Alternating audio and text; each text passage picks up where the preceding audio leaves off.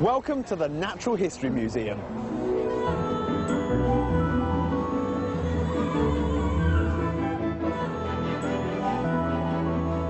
When I was a kid, I used to love catching insects. They have always fascinated me. So this is the episode I've really been looking forward to.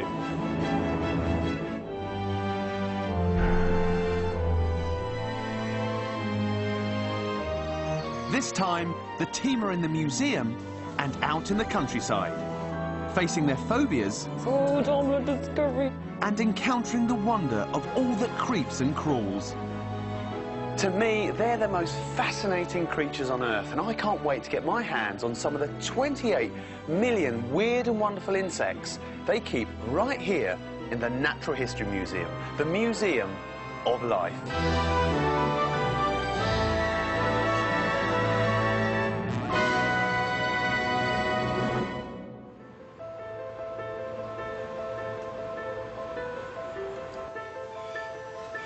As a child, I was amazed by the sheer variety of insect life.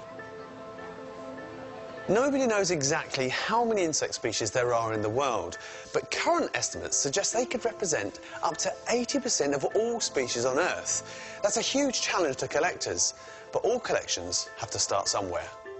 This book of pressed insects dates from 1690 and is thought to be the oldest collection of insects in the world. It's very well preserved, but it is quite delicate, so we can just... Oh my Lord, look at that. It's the oldest part of a great museum collection that now has specimens from half of all the known insect species.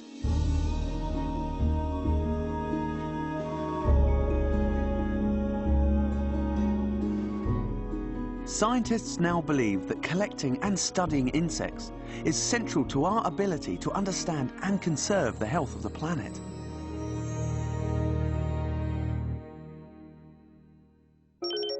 At the edge of one of the world's largest cities, a stone's throw away from the M25, lies one of the most intensively studied habitats in Europe. This small woodland in Surrey. Kate Bellingham joined museum entomologist Max Barkley. He has a record of 200,000 insects collected on Bookham Common over the last 120 years. Bookham Common provides an almost complete picture of how life responds to everything from extinction to climate change. Although this common has been studied in great detail, there's one place Max has never been able to look: the treetop canopy. Nobody has really looked at what's in the canopy of oak forests in southern England. And experiments in the tropics have showed that an enormous amount of biodiversity lives in the canopy of the tree. Even though it's only one species, this is just a single oak tree. Oak is one of the richest and most diverse trees in terms of number of species. And there are hundreds of species of insect associated entirely with oak trees. And it's the insects that make their home in the canopy of this 200-year-old oak that Max wants to get his hands on. I'm not sure how we'll be reaching them, but it involves 12 large collecting funnels and the help of fly expert Erica McAllister and entomologist Claire Ozane. Do you get these made up special? Can you buy them? the Natural History Museum design. So when I first joined the museum, this technique was quite new, and they were trying it out all over the tropics, in places like Borneo. And Sulawesi. Brilliant. I'm told this technique calls for scientific precision. Okay. By placing the funnels in a grid formation, this experiment can be replicated in future on any oak tree. If you could hang that one about a foot apart. This alcohol will pickle and preserve their miniature quarry. Yeah, that's lovely.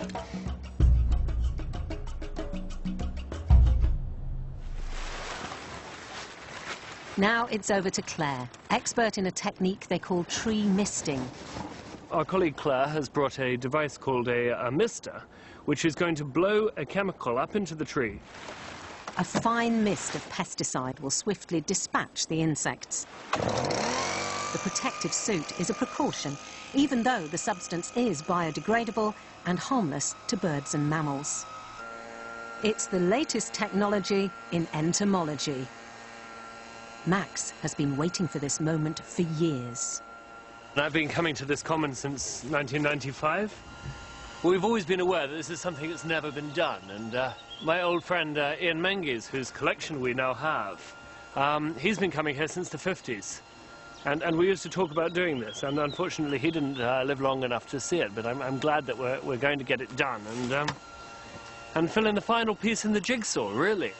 The fine spray of pesticide reaches 15 metres up into the branches. Tree misting calls for an accurate aim and precise timing.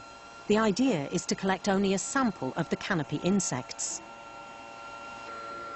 What's the value in studying insects? Well, insects are incredibly diverse. For example, the beetles, and with the group that I'm studying, there are 4,000 species in the UK. And the flies that Erica's working on, there are 7,000. So altogether, that's 11,000 species of insect, compared to just a few species of mammal or a few species of bird. And so when you've got that many species, you can see much, much more detail about the habitat. You're looking at much, much better resolution. This improved resolution is like zooming in to the individual pixels of the habitat, helping us understand how it works. Max hopes the tree misting will uncover more of this fine detail. Got no idea what's going to be up here in the canopy, so we could be finding something very, very interesting that generations of entomologists haven't found here before. And that's pretty exciting, I think. As the pesticide does its deadly work, a bounty of tiny insects rains down from the canopy, gathering in the funnels below.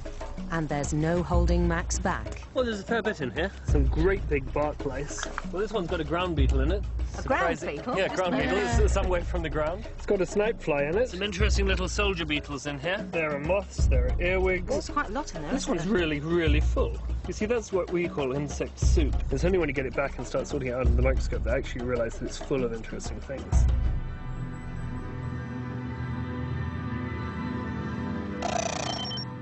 A few weeks later, and the insect soup is coming into focus. Oh, you can see them so much more clearly, can't you? That's right. I mean, when we get the insect soup back, the first thing we do is we sort it all out. So we'll end up with a stack of tubes like this, and each one contains a different group of insects. And probably a bowl of insect soup like that is going to have about 12 people to identify everything that's in it. So, any exciting moments? There's one beetle here. It doesn't look like much, but actually it's a very, very interesting beetle. You've got a job to convince me on that one, Max. It's only about 2.5 millimeters long, but it's a species called Cis coluber, and there's only half a dozen records from the UK. It's not a common species. And the very first discovered at Bookham Common, it tells its own story. It's evidence that they must be looking after the habitat well, because otherwise these rare beetles wouldn't be able to live there. The Cis coluber reveals that this oak canopy is alive and well, and that even after 120 years of intensive study, there are still new discoveries to be made.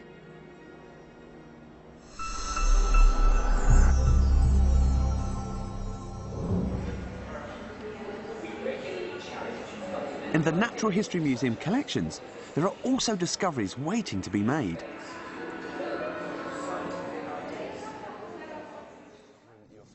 Max has a murder mystery.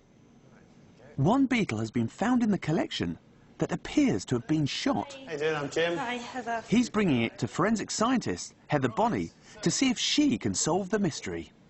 Now, there's a bit of a story behind this beetle, isn't it? Why have we brought it down to the X-ray room? Well, a colleague of mine, Conrad, noticed about a year ago that this beetle has got circular holes in it. Yeah. And it's quite well known that in the Victorian times, occasionally people who are out shooting birds for specimens would see a flying beetle and take a shot at it.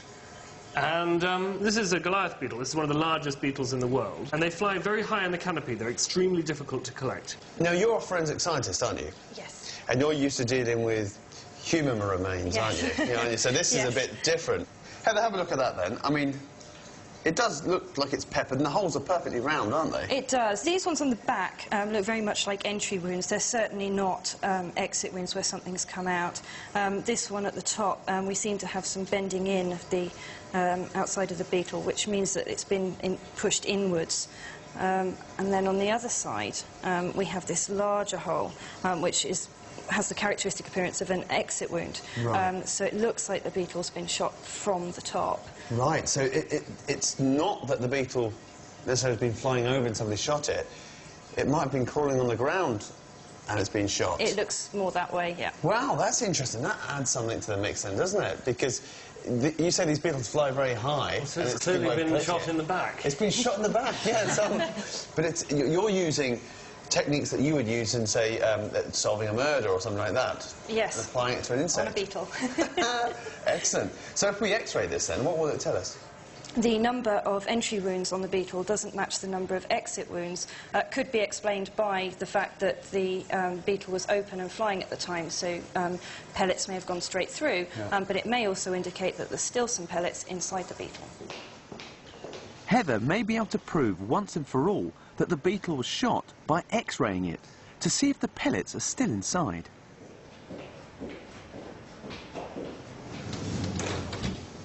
Is this new? No.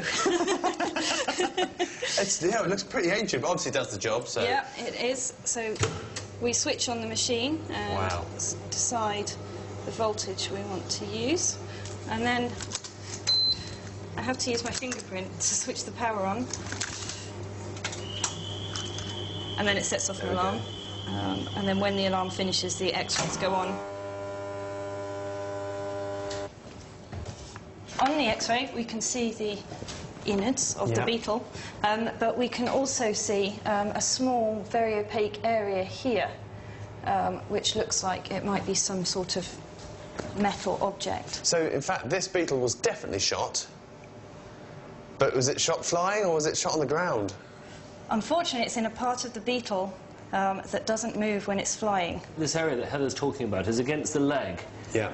Which is one of the strongest parts of the exoskeleton, so that would be strong enough to stop a bullet if the pellet was coming from, as Heather originally suggested, from the outside, from the top of the beetle, i.e. it was shot in the back. The century-old case is closed. The victim was not only shot, but shot in the back.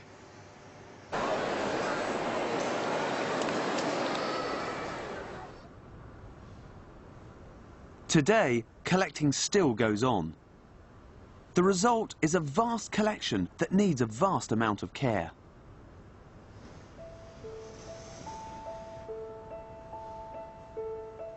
My name is Blanca Huertas. I'm the curator of the butterflies here in the Natural History Museum. I've been always interested in butterflies since I've been a small girl. I'm from Colombia. That's one of the first things that you see flying around you. The butterfly collection in the Natural History Museum is the world's biggest and most comprehensive one.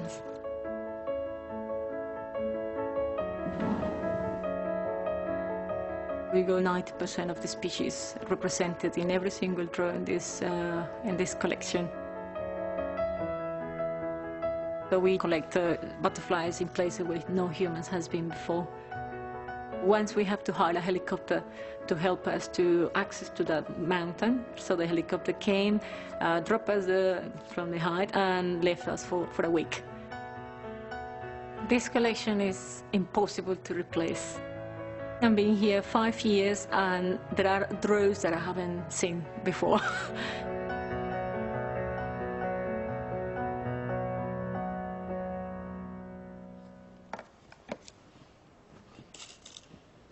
Setting butterflies definitely is a therapeutic thing to do.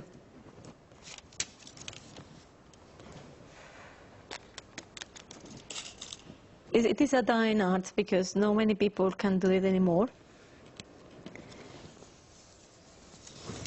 Just doing the antennas, and this is one of the tricky bits.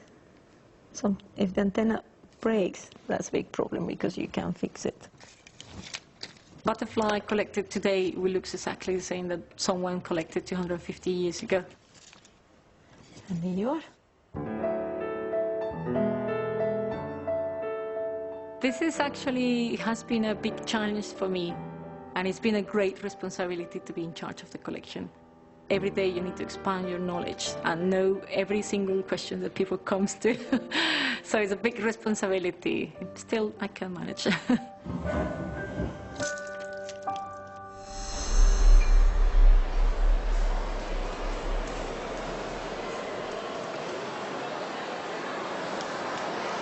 When I was younger, I used to be a fanatical insect collector. Now, insect collecting has always been popular among naturalists. One, because they're easy to catch, and two, there are still loads to be discovered. One of the greatest insect collectors was the naturalist Alfred Russel Wallace. But Wallace should be famous for a different reason. In fact, he should be as famous as that man down there. Charles Darwin is the natural history superstar. Across the world, his name, his image, and his work is widely recognised. The same cannot be said for Alfred Russel Wallace.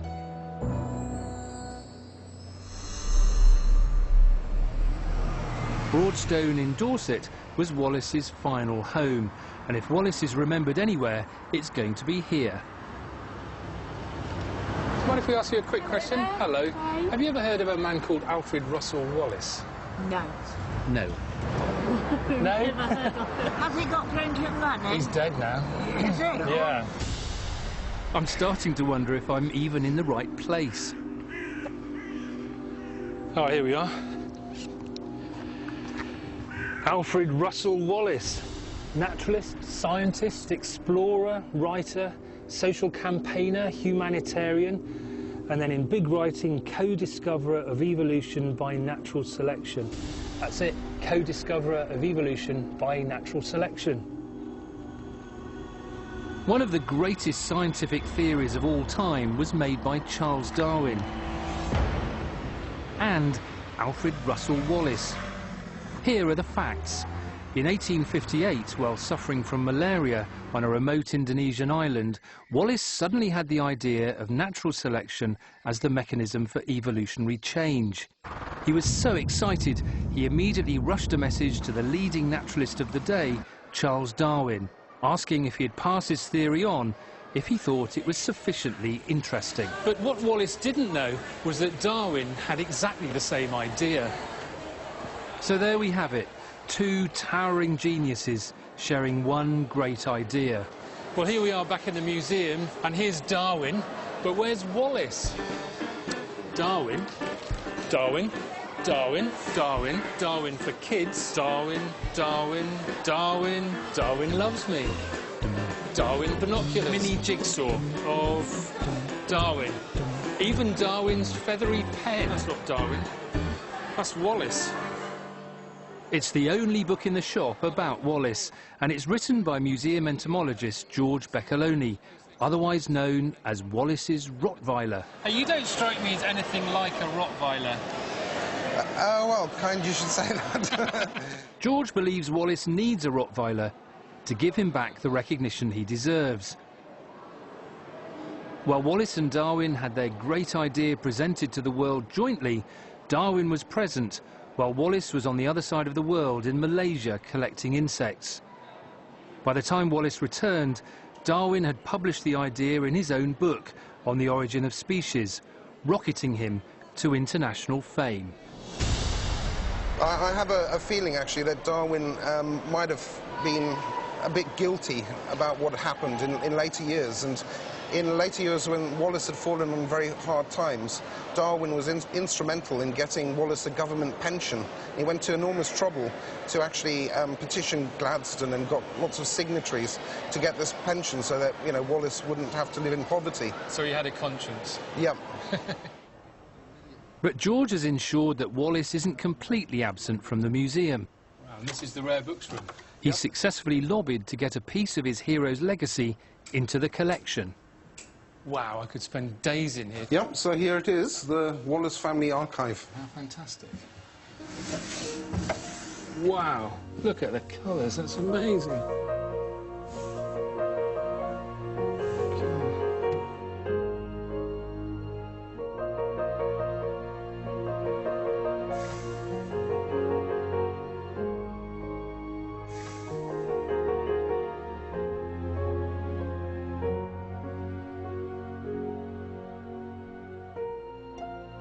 That's fantastic. If you want to see how passionate he was about collecting, have a look at this wonderful quote from his famous book, The Malay Archipelago. OK, this bit here. Yeah. The beauty and brilliancy of this insect are indescribable. On taking it out of my net and opening the glorious wings, my heart began to beat violently. The blood rushed to my head, and I felt much more like fainting than I have done when in apprehension of immediate death.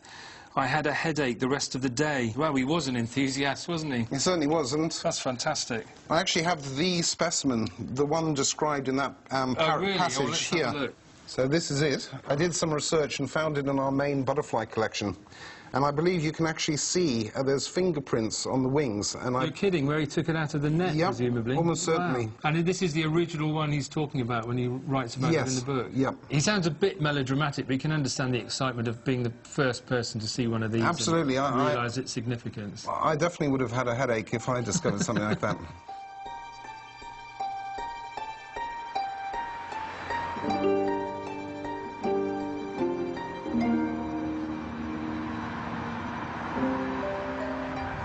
The amazing thing is that he didn't seem to mind missing out on all that fame. In fact, in his letters, he actually implies he was rather pleased not to have been put in the public eye. Perhaps it actually gave him more time to work on his extraordinary collection, which, of course, was his real passion.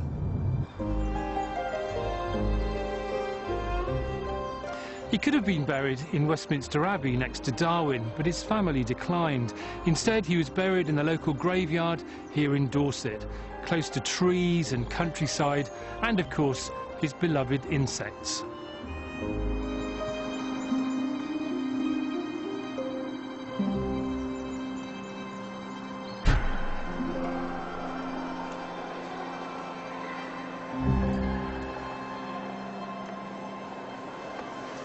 When it came to insects, Wallace was the supreme authority.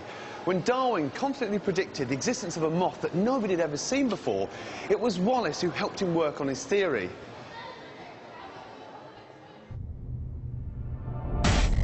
There are many strange objects locked away in the museum stores. But this is one of the strangest. It's known as Darwin's Sphinx moth from Madagascar. Darwin didn't know anything about the moth to start with. He was working on pollination in orchids, and he was sent some orchid flowers, and among these was this Madagascan star orchid. The orchid had an extraordinarily long tube. Darwin deduced that the only creature in Madagascar that could pollinate this flower was a type of hawk moth. One with a tongue long enough to reach 30 centimetres down to the nectar.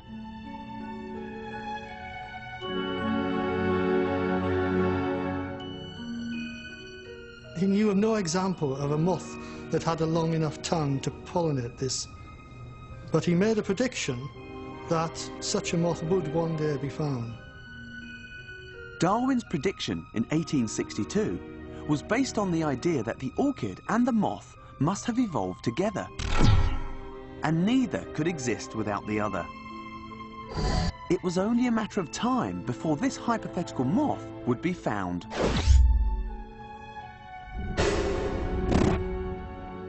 Darwin's cause was taken up by Alfred Russel Wallace. It was so clear to him that it must exist that he said it was an absolute certainty that if people went to Madagascar, sooner or later they were bound to find this moth. Wallace published a picture of what he thought the moth looked like, a sort of wanted poster for the mystery pollinator.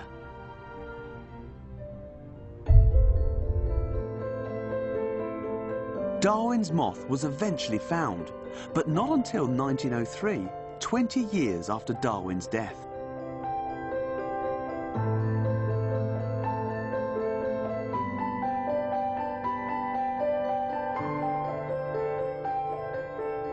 The prediction that he made all those years ago has proven eventually to be entirely, completely correct.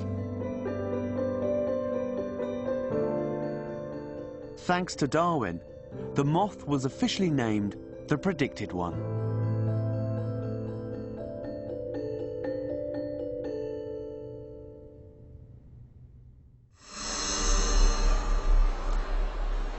Insects have evolved to exploit almost every environment on Earth. But being at the bottom of the food chain, survival depends on an insect's ability to defend itself. Some insects have evolved armour, while others sting, a feature that has dented their popularity with people for thousands of years. But that's not the case for John Noyes. He's fascinated by insects' ability to sting and holds the title of the most stung man in the museum. Right, some amazing insects here, but all these guys will sting, won't they? Well, they do. I mean, all of these guys do sting, and there's an official scale right. for how intense the pain is, and it goes from 1 to 4. Right. Now, the least one, which would be number 1 on the scale, would be the sweat bee. So how would you describe that pain? You'd hardly feel it, you know, it's just a sort of slight tingle, if you know what I mean. But next up would be the fire ant here, which has gone to the US in the past 30, 40 years. Yeah. That has quite a nasty sting. Maybe a little bit worse than stinging nettles. You didn't notice it. That's quite fierce, isn't it? Yeah, quite fierce, isn't it? And then the paper wasps would come up somewhere in about 3. That's like being hit by a squash ball when you're playing squash and somebody hitting it pretty down. I've had that, and that is really sore. Then 4 would be so-called pompilid wasp, and these attack tarantula spiders or smaller spiders. And there's big ones are found mostly in South America. And the sting on it, it's like a sharp pin, isn't it? It's fantastic, isn't it? I mean, you could imagine that going into you somewhere. It'd be really pretty painful, let alone the venom it would inject. So these guys would be on the top scale of pain. About 4, in terms of wasp stings. Yeah. And then bullet ants, you get them in Central America. That's supposedly 4+. I was quite a bad kid in school. And I used to get caned by the headmaster quite often. Yeah. And I would think, that's quite similar to being caned. And the pain lasts, in these, about a day. Good God, a whole That's day pretty of impressive, pain. yeah. Well, I've only been stung once by these guys, and that's enough. That's it. But the worst one was this bull ant. I think it's worse than the bullet ant. I was stung by one of these in Australia once on my heel. And I could feel it for at least 3 days. 3 or 4 days? It's incredible pain, And the pain is extreme? Initially, the pain, I would say, is about the same as the bullet ant. Then it gradually gets smaller and smaller. And, I mean, these bull ants, they're aggressive. They'll chase you. What? No. They will. And some of them jump. I don't know whether this actual species jumps, but some will jump, and they can jump maybe 18 inches. I mean, they won't chase you very far, and of course you can outrun them a couple of paces you're far enough away. But they'll follow you, and they follow, you know, a dark shadow, a dark movement. And I guess some of them will follow it for maybe 30, 40 yards from the nest. You know, that far. I keep honeybees, and I've been stung. I've been stung on the nipple, which is very, very painful. Been stung in lots of other sort of areas, and I can understand with a honeybee, if you get in the way, messing around, you're going to get stung. Same with a wasp. It's painful, but it's not overly painful. But why would insects this size really need to have such aggressive venoms? Initially, the sting or the venom was to paralyze or immobilize prey, because the ancestors would have been parasitic on or eating prey, and they'd sting the prey to paralyze it so they could lay eggs in them without the prey running away, or they'd immobilize it completely, like the pompilid wasps. Yeah.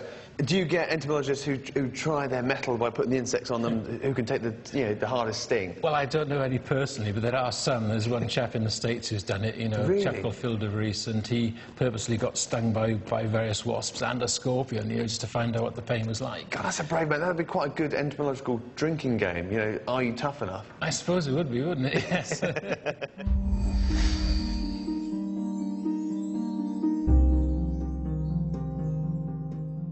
Alongside the insect collections are some creatures that for many people are even more unpopular than stinging insects.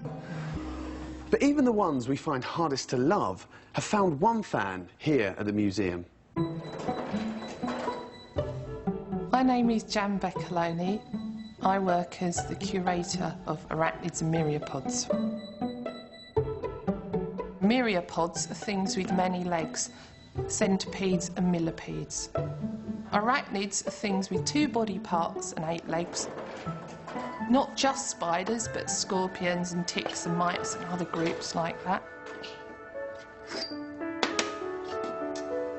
So here's a specimen of a scorpion that's been in alcohol for over 50 years.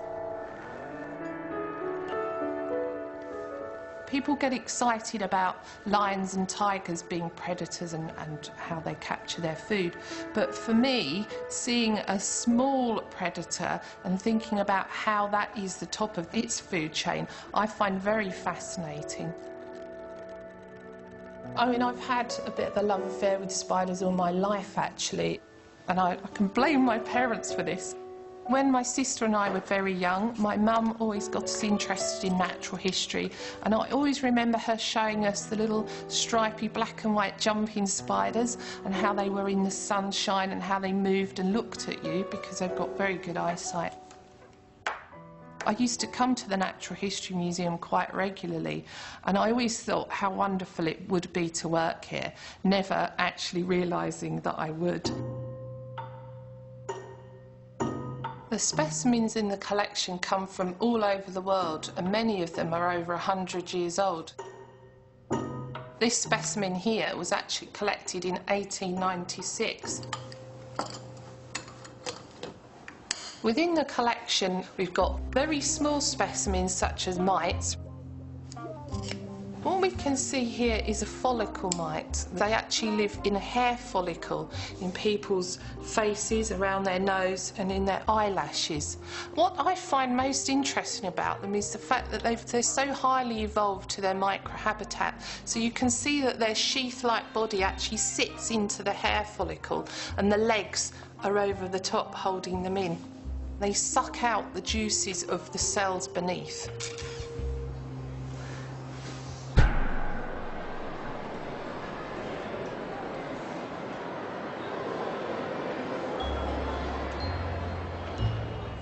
Now, if you're scared of heights, you can stay on the ground. But if you don't like creepy crawlies, life is going to be a bit harder. It's reckoned that for every one of us on the planet, there are 1.5 billion of them. That accounts for 10 quintillion individuals. Now, I didn't make that number up. It looks like this. So we're well and truly outnumbered. Which doesn't help the millions of people in the UK that have a phobia of insects and spiders.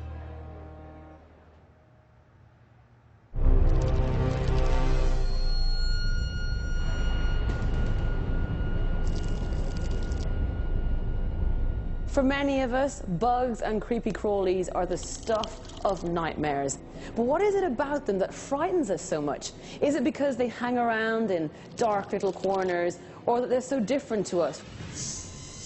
Now, I find some bugs absolutely fascinating, but I have to admit others make me a little bit uncomfortable.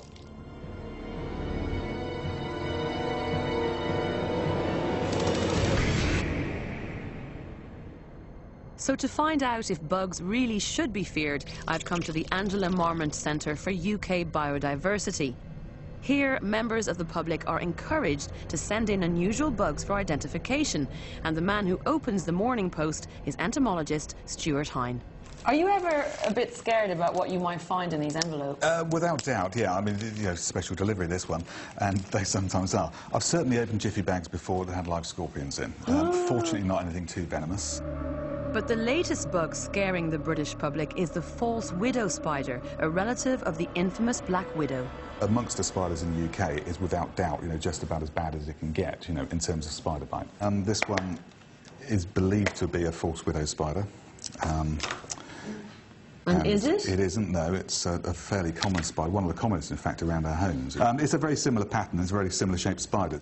In this case, certainly not. Now, let's be honest. The vast majority of bugs we are likely to encounter in Britain are going to do us no harm whatsoever. Why, then, are we so scared of them? It's a fear of somewhat the unknown. You know, some of these giant creatures here, you know, you never see. I mean, these are, without doubt, you know, the kind of creatures of nightmares. But where does our fear come from? While some may argue it's genetic, stemming perhaps from distant ancestors who regularly encountered dangerous bugs, Stuart feels it's probably a little closer to home. You know, we pick this up from our parents. And children don't seem to have this kind of fear. You know, they sort of grow up exploring the world around them, so they're always poking, testing things to see, you know, what it might do to them. Wow. If a child sort of goes near a spider and its web and sort of pokes, and a parent sort of shouts, you know, don't, you know, or stop, you know, and it's just a shock, it's enough. So an awful lot of it, without doubt, has to be learned behaviour. You're not scared of spiders? Is anybody else in your family scared of bugs? My mum. Your mum is. What does she do? Does she scream her head off as well, does she? She hoovers them as well. And I think Stuart may be onto something, as it seems I can't help transferring my own personal phobia onto these kids. What about cockroaches? Cockroaches. I don't like cockroaches at all. Oh, I'm scared of cockroaches.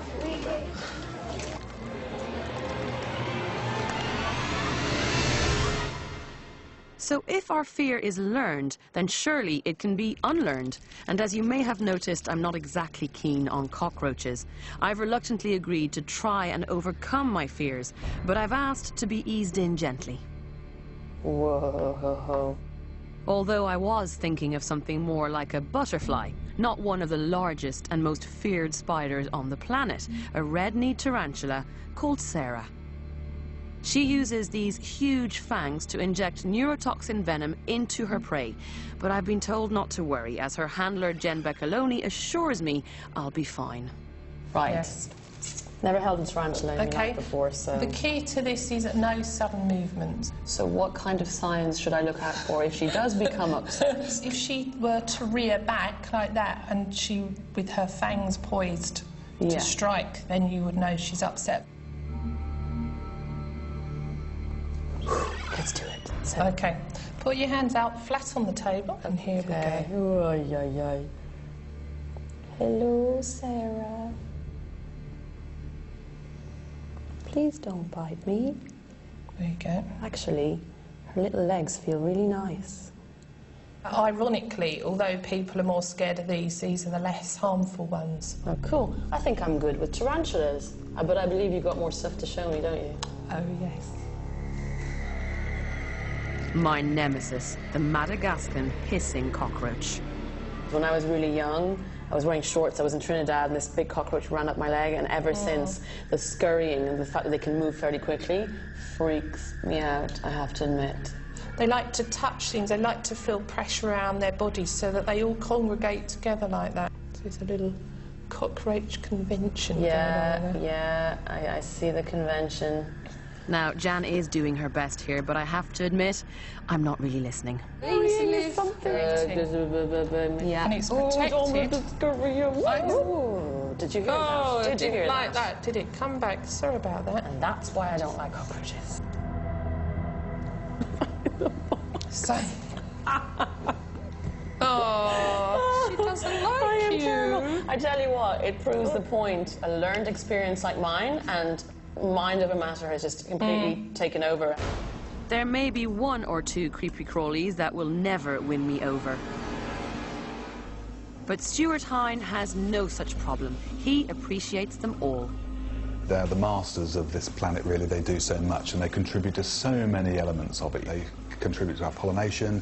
In some cases, they clothe us. They also help to control each other's numbers, of course. If it weren't for things like spiders, if it weren't for things like wasps, you know, we'd be up to our armpits in flies and maggots. So the world as we know it would not exist. So that's a very good example, I suppose, of reasons why we shouldn't be stamping on them.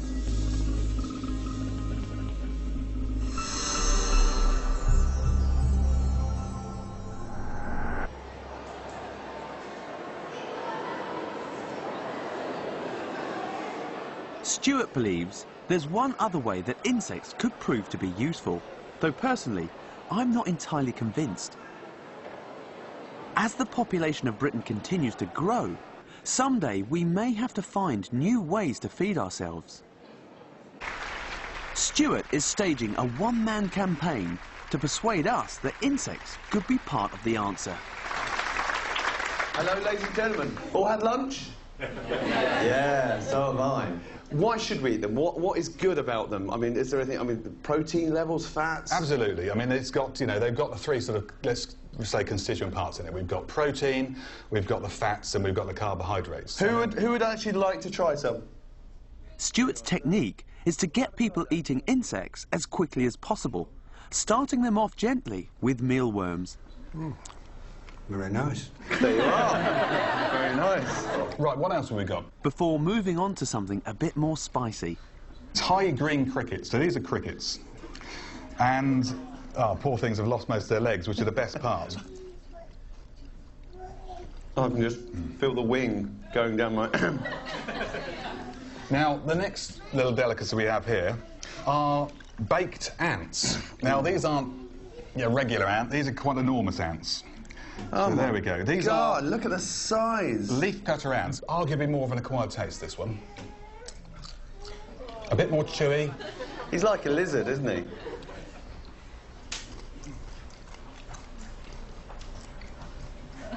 Oh, man. You're going to put them off? Honestly, that's delicious. Oh, no. Actually, it's not bad. That's it. Choose a nice, big, fat, juicy one. Have a chew. Oh, nice. Do you want one?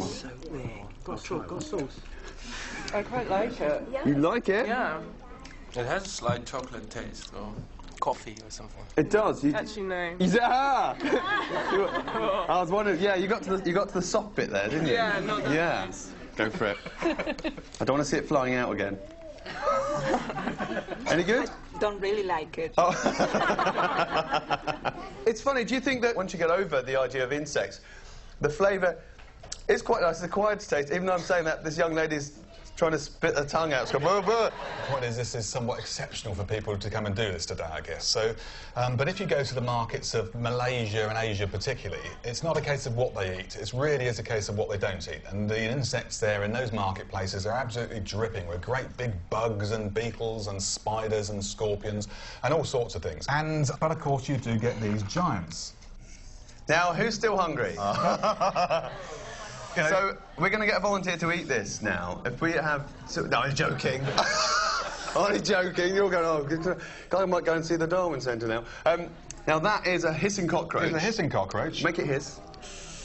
Hear that? It loves you. Isn't that incredible? It's incredible, isn't it? The size of the insect. I mean, that would have great nutritional value. Exactly. You can see, you know, this isn't messing around. This is something real and tangible. Half a dozen of those on your plate, and I think you'd agree you've got a pretty hearty meal. Yeah. It's just a way of somehow dressing that up in a way that would be palatable. So sauces and things like this is what we need as an accompaniment to that. Whether or not you're sold on the idea of eating insects, there's no getting away from the fact that after half an hour in Stuart's company, people just can't wait to give them a go. Out in the natural world, the idea of eating insects is anything but alien. Insects are a vital part of the food chain, with billions being eaten by birds, fish and other animals every day.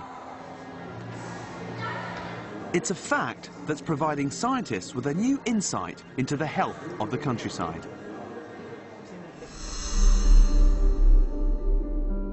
Rivers drain over 80% of the Earth's land surface. On their way to the sea, they support a huge variety of animals and plants and give rise to some of the world's greatest cities.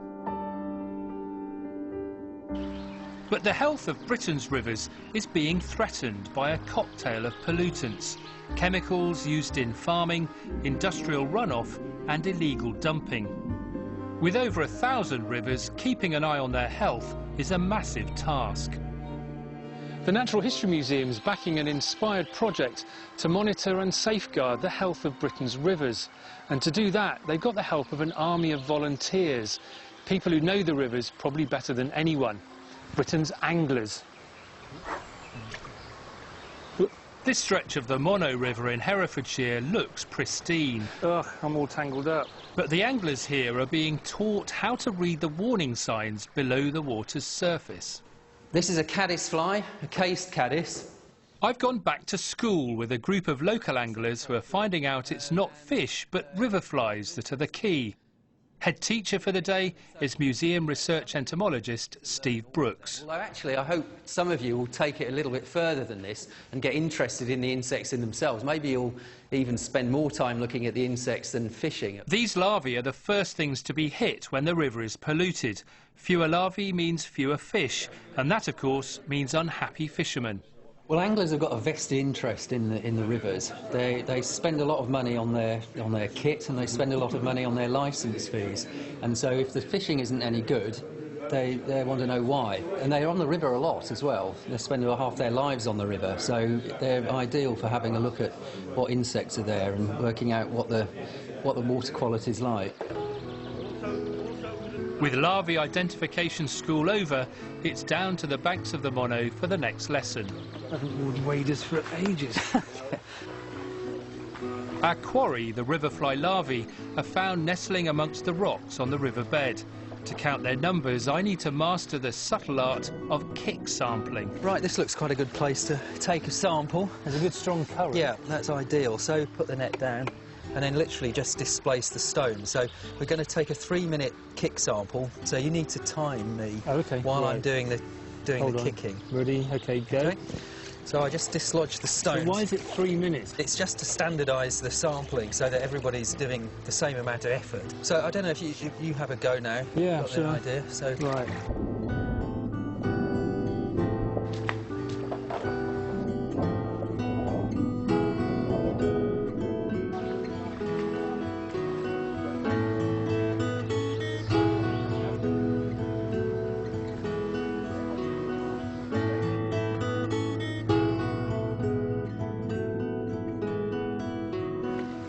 God, nearly went in. I think that's 3 minutes now. So okay. Should we call it a day? So I just tip it all in? Yep, tip it in. Wash it, yeah, exactly. Wash it around a bit. Well, there's all sorts of little creatures whizzing about all over the place. This is one of the flat-bodied stone clingers. Looks a bit scorpion-like in a way. Yeah. These are the ones that are very sensitive to pollutants, so they'll be the first things that would disappear. I mean, this is an olive, so the olives will tend to stay in the river after the stoneflies and the flat-bodied ones have gone. Yeah. So are people expected to look at a tray like this and count every single one? Presumably not. No. We estimate the abundance, and then if the numbers suddenly drop from hundreds to tens or from tens just to singles, then you know there might be a problem. I mean, to an untrained eye, this looks like it's a healthy river. Would you say that it is? Well, I wouldn't say you're untrained. You've been on the course all day. Well, that's true. No, so I agree. No, it looks pretty healthy. You've got high abundance of most of the groups, and all of the target groups are present there, so can't really hope for anything better. So it's a clean bill of health for the Monnow, and as appreciation of insects spreads, the health of the river can easily be monitored long into the future.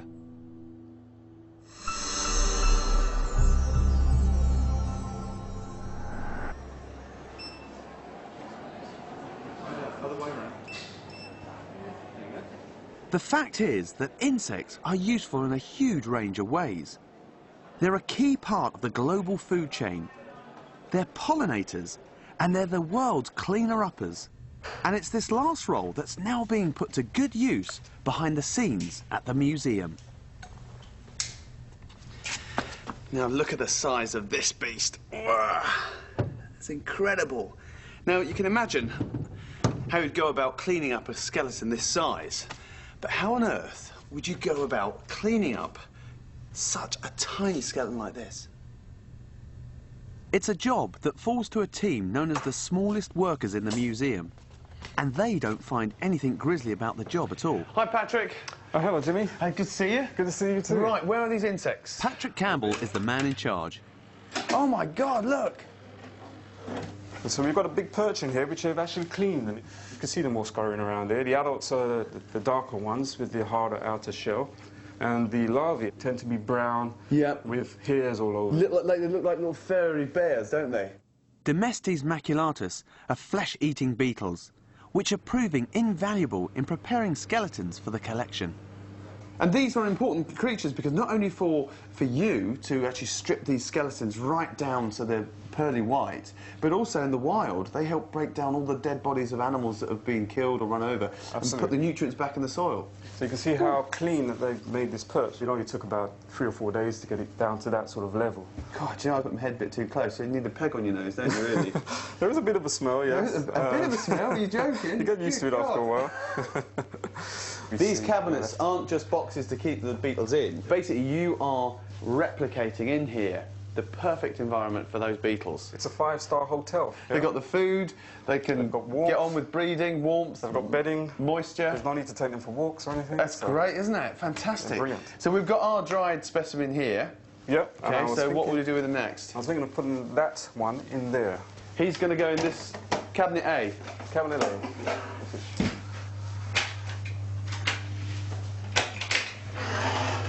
Here we go, all ready to go. Because we've got a lump of flesh here which they're feeding on at the moment. And oh yeah, look at those. Can I grab one of those? You can just pick one of those up. I mean, this guy here, I'm not sure about holding a flesh-eating beetle larvae. Look at that. I mean, if you fell asleep and fell in there, that'd be a lot, wouldn't it? The role of insects in decomposition has led to a whole new science, and one which the museum has embraced. By looking at the development of maggots at a murder scene, scientists are able to say when death probably occurred. Forensic entomology, as it's called, is now a crucial weapon in the armoury of the police. The secrets of forensic entomology have largely been unravelled through work conducted not on humans, but on pigs. Now that's changing, thanks to an extraordinary research facility in eastern Tennessee. Museum scientist Amarette Whitaker has spent years studying dead pigs in order to understand the decaying process. But here, she's able to work with real human remains. It's a really good resource for people like me to come along and actually be able to work on the bodies while they're decomposing. It's the only chance that I get to see the decomposition process right from fresh, right through. So it's a really, really important resource and just the only one in the world. I should warn you that what Amarette is about to show me is both graphic and potentially disturbing. Even as a medical doctor, I'm feeling a little anxious. Just looking over there behind me, I can really smell it now. There's a mottled dead body, and behind me I've just seen a car, it's a disused car, I didn't really pay attention to it, but I'm sure they're rotting a body in the boot of the car, because that's where I guess you sometimes find murder victims. I just thought it would be a really big area and we get a gentle introduction, sort of walking through the woods, it'll be laid out, but it's, you know, there's a dead body there, and it's just amazing, really. I wasn't really prepared for this. This body came in yesterday, so this is very, very fresh. But if you look over to the left here, anything under black plastic is a body. There's no denying this is a tough place to be. Well, how old would you say this body is, Amarette? Over a year old. Over a year old. This one, yeah. It's quite a moving sight, that, isn't it, really? But I'm reassured by the fact that all those who donate are fully aware of how their bodies will be used. And they quite often spend a lot of time talking to the donors on the phone, you know, to tell them exactly what's going to be done with their bodies. You know, it's very open. They don't want people donating who aren't absolutely 100% sure that that's what they want to do. This one of your pig human this is studies? One of mine, yeah. Recently, however, the work of forensic entomologists has been undermined when it's presented in court. Courts are beginning to question whether the data that we produce from our work on pigs is actually, you know, valid for humans.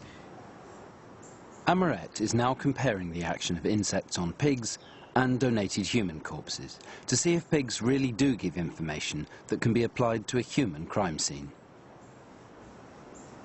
What's important for me is when the first eggs are laid, are the eggs being laid on the pigs and on the humans pretty much at the same time once they've gone out? Okay. And are the larvae going to develop at the same rate?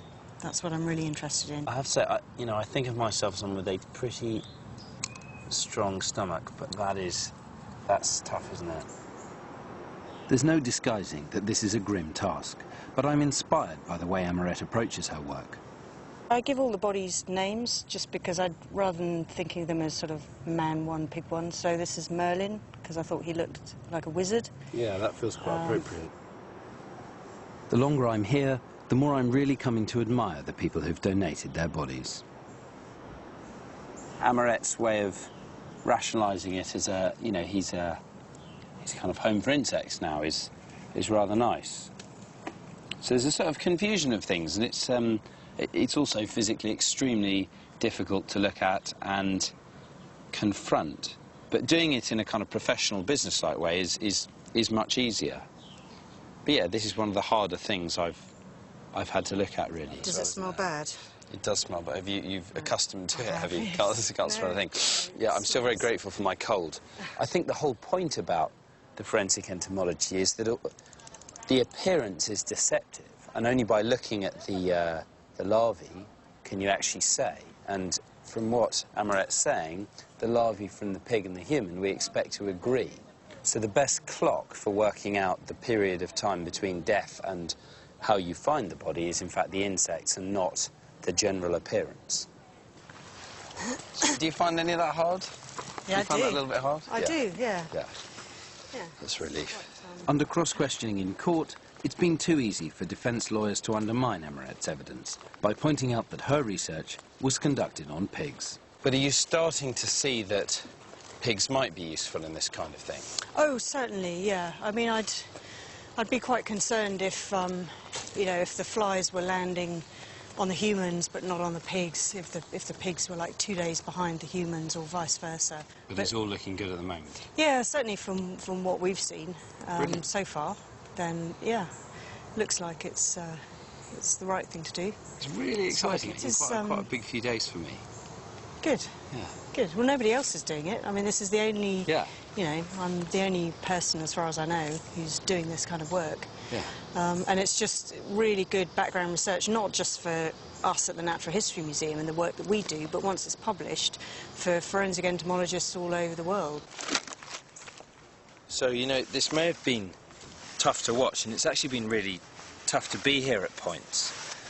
But I want you to believe these people really retain their dignity. They really do, and they've done quite a difficult and brave thing, I think, donating their bodies to do this kind of thing. But for me, just to be here for a few days, working with Amaret in this new science, which is helping to solve crimes already, has been a real privilege, working with both her and, of course, with the people who donated their bodies.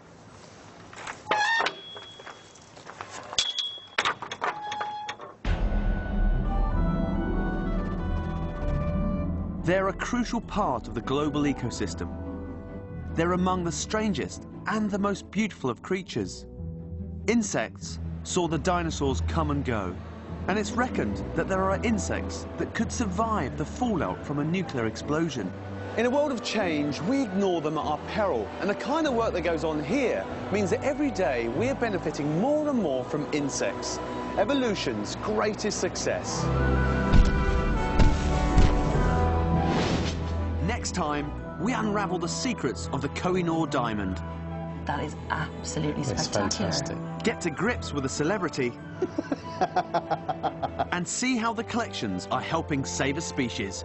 The trick is not to let it run off. That's perfect. For the last programme of the series, we're seeing how the museum is shaping the future for all of us.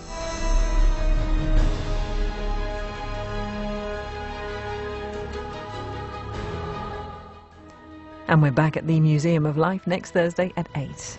Gardener's Worlds here on BBC HD tomorrow at 8:30. And next tonight, stay with us for a BBC 4 session.